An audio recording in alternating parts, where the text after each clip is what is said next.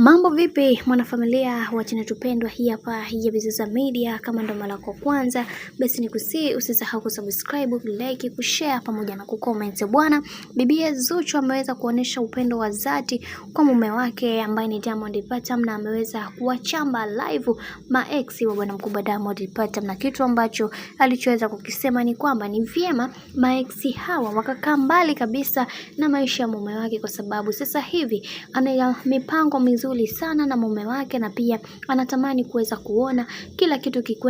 kikienda kuwa sawa. Na tumeweza kuona baadhi ya watu wengi waliweza kufunguka vingi wakisema kwamba kiukweli katika haya maisha tunatakiwa kuweza kusimama imara na kuhakikisha kila kitu kinakwenda kuwa sawa, kwa sababu kila mtu anaamini kwenye kile ambacho anachokiamini. Na leo hii niko hapa na kukili na kusema kwamba wanawake wa mume wangu ambao ni michepuko wa Diamond Platnumz wamekuwa wakinisumbua sana kila siku, wamekuwa wakini DM na kuniambia mambo mabaya na kunifikiria vibaya, lakini yote ya yote niko hapa kuweza kuzungumza mengi na kisema kwamba kiukweli natakiwa kuweza kujifunza mambo mengi katika maisha, kwa sababu kuna mengi ambayo yameweza kutokea katika maisha yangu, hivyo sina budi kuweza kukili na kusema kwamba ifike kipindi watu waweze kutambua mipaka yao kama wanawake. Na kingine ambacho alichoweza kukizungumza dada yetu kipenzi ambaye ni Bibi Zuchu, aliweza kusii sana baadhi ya wanawake ambao wamekuwa wakimtafuta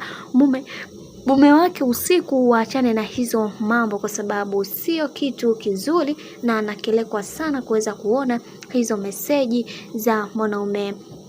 wanawake wa Diamond Platnumz. Na kitu kingine ameweza kuzungumza mengi akisema kwamba kiukweli ifike kipindi watu tuweze kuheshimiana kwa namna yoyote ile ambayo nyie mnaifahamu, kwa sababu watu wengi wamekuwa kinizungumzia vibaya, na mimi binafsi sitamani kuweza kuona haya ambayo yanayoendelea sasa, ila naamini kwa uwezo wa Mwenyezi Mungu kila kitu kitakwenda kuwa sawa, kwa sababu kila mtu anaamini kwenye kile ambacho anachokiamini. Na mimi namuomba Mungu kadri siku zinavyozidi kwenda niweze kumdhibiti mume wangu awe wangu peke yangu, ila kiukweli nachoshwa na haya ambayo yanayoendelea kwa kipindi hiki. Natamani kuweza kupata amani ya moyo kadri siku zinavyozidi kwenda, kwa sababu haya yanayoendelea sasa kiukweli yanaumiza na yanasikitisha. Sitamani hata kuweza kuyaongelea, lakini ndo kama hivyo, mambo yanazidi kuwa mengi kadri siku zinavyozidi kwenda, na kila kitu kinakuwa katika mikakati na misingi iliyo bora zaidi. Mwenyezi Mungu atasimama kuweza kuhakikisha kila kitu kinakwenda kuwa sawa kabisa kwenye hili. Mimi